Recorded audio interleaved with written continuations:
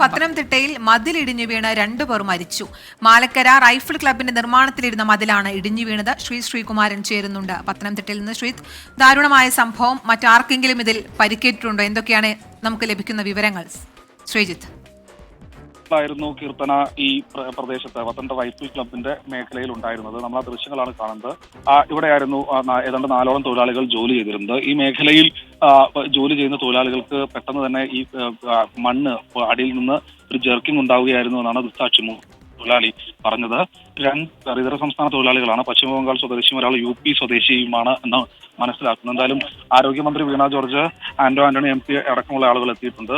നിർമ്മാണത്തിൽ എന്തെങ്കിലും തരത്തിലുള്ള അപാകതകൾ ഉണ്ടോ എന്ന് ഈ ഒരു ഘട്ടത്തിൽ പരിശോധിക്കുന്നുണ്ട്. അവരുടെ പ്രതികരണം അടക്കം നമ്മൾ ഈ ഒരു ഘട്ടത്തിൽ ലഭ്യമാക്കാൻ ശ്രമിക്കുന്നുണ്ട്. എന്തായാലും മൃതദേഹങ്ങൾ ഇപ്പോൾ പത്തനംതിട്ട കോഴഞ്ചേരി ജില്ലാ ആശുപത്രിയിലാണ് സൂക്ഷിച്ചിട്ടുള്ളത്. ആരോഗ്യമന്ത്രി വീണ ജോർജിന്റെ ഒരു പ്രതികരണം നമ്മൾ ഈ ഒരു ഘട്ടത്തിൽ തേടുന്നുണ്ട്. അവർ അല്പസമയം മുൻപാണ് ഇവിടേക്ക് എത്തിച്ചേർന്നത്. ആന്റണി MP ഇവിടേക്ക് എത്തിച്ചേർന്നിട്ടുണ്ട്. അവരോട് നമുക്ക് ചോദിക്കേണ്ടതുണ്ട്.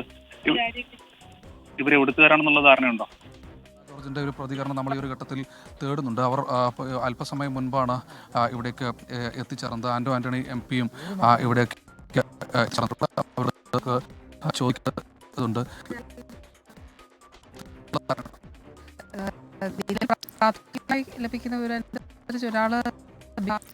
ശബ്ദത്തിൽ ചെറിയൊരു പ്രശ്നമുള്ളത് കൊണ്ട് മാത്രം ഇടപെടുകയാണ്. ഉടൻ തന്നെ അത് ശരിയാക്കി തിരിച്ചെത്താമെന്ന് പ്രതീക്ഷിക്കുകയാണ്. ആരോഗ്യമന്ത്രിയാണ് ഇപ്പോൾ മാധ്യമങ്ങളോട് 24-നോട് പ്രതികരിക്കുന്നത്. പത്തനംതിട്ടയിലാണ് മതിലിടിഞ്ഞു വീണ് 2 പേർ മരിച്ചു എന്നുള്ള വാർത്ത ഇപ്പോൾ പുറത്തു വരുന്നത്. മാലക്കര റൈഫിൾ ക്ലബിന്റെ നിർമ്മാണത്തിലിരുന്ന മതിലാണ് ഇടിഞ്ഞു വീണത്. എന്താണ് സംഭവിച്ചതെന്നുള്ള വിവരങ്ങളൊക്കെ വെളിവായി വരുന്നതേ ഉള്ളൂ. വലിയ മതിലാണ്, ദൃശ്യങ്ങളിൽ നിന്ന് തന്നെ അത് വ്യക്തമാണ്. എന്തെങ്കിലും സുരക്ഷാ വീഴ്ചയടക്കം ഉണ്ടായിട്ടുണ്ടോ എന്നുള്ള കാര്യങ്ങളടക്കം. കാരണം ഈ നിർമ്മാണത്തിലിരിക്കുന്ന മതിലിടിയുക അല്ലെങ്കിൽ കെട്ടിടങ്ങൾ ഇടിയുക ഇതൊക്കെ ഒരു തുടർക്കഥയാവുകയാണ്. കൃത്യമായ സുരക്ഷാ മാനദണ്ഡങ്ങളുണ്ട്. സുരക്ഷയ്ക്ക് വേണ്ടിയിട്ട് എന്തെല്ലാം ഉപയോഗിക്കണം. അവർ ഇതുപോലെ നിർമ്മാണത്തിലിരിക്കുന്ന കെട്ടിടങ്ങൾ ഇടിഞ്ഞു പൊളിഞ്ഞു വീണാലും ജീവൻ രക്ഷിക്കാനുള്ള കൃത്യമായ സുരക്ഷാ മാർഗങ്ങളുണ്ട്. അതൊക്കെ പാലിച്ചിരുന്നോ എന്നുള്ളത് അറിയേണ്ടതുണ്ട്. 2 ജീവൻ പൊലിഞ്ഞു പോയി, നിസ്സാര കാര്യമല്ല. പരുക്കേറ്റിട്ടുണ്ട് മറ്റുള്ളവർക്ക്. ശ്രീകുമാരനാണ് ഈ വിവരങ്ങൾ നമുക്ക് നൽകിക്കൊണ്ടിരിക്കുന്നത്. മിനിസ്റ്റർ അങ്ങോട്ട് എത്തി എന്നുള്ള വിവരമാണ് ശ്രീജിത്ത് തന്നത്. ശ്രീജിത്ത്, മിനിസ്റ്റർ അങ്ങോട്ടേക്ക് എത്തിയിരുന്നു. മിനിസ്റ്റർ എന്താണ് ഇതേക്കുറിച്ച് പറഞ്ഞത്?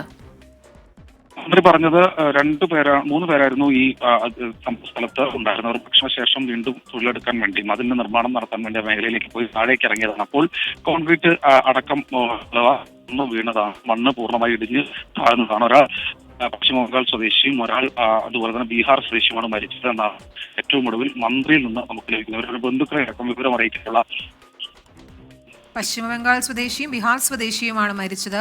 ആരോഗ്യമന്ത്രി അവിടെ എത്തിയിട്ടുണ്ട്. ആന്റണി MP അവിടെ എത്തിയിട്ടുണ്ട്. സംഭവസ്ഥലം ഇപ്പോൾ അവർ സന്ദർശിക്കുകയാണ്. അത് മണ്ണിടിഞ്ഞ് വീണ് മതിൽ തകർന്നു എന്നാണ് ഇപ്പോൾ ശ്രീകുമാരൻ പറഞ്ഞത്. സ്ഥലത്ത് അവർ തുടരുന്നുണ്ട്. ശ്രീജിത്ത് കേൾക്കാനുണ്ടോ? ശ്രീജിത്ത്, ഇനിയിപ്പോൾ കുടുംബാംഗങ്ങളെ വിവരം അറിയിക്കണം, മറ്റു നടപടിക്രമങ്ങളുണ്ട്. എന്താണ് കറക്റ്റായിട്ട് ഈ അപകടത്തിന്റെ കാരണം എന്നുള്ളത്? ഇപ്പോൾ മണ്ണിടിഞ്ഞ് വീണ മതിൽ വീണതാണോ ശ്രീജിത്ത്?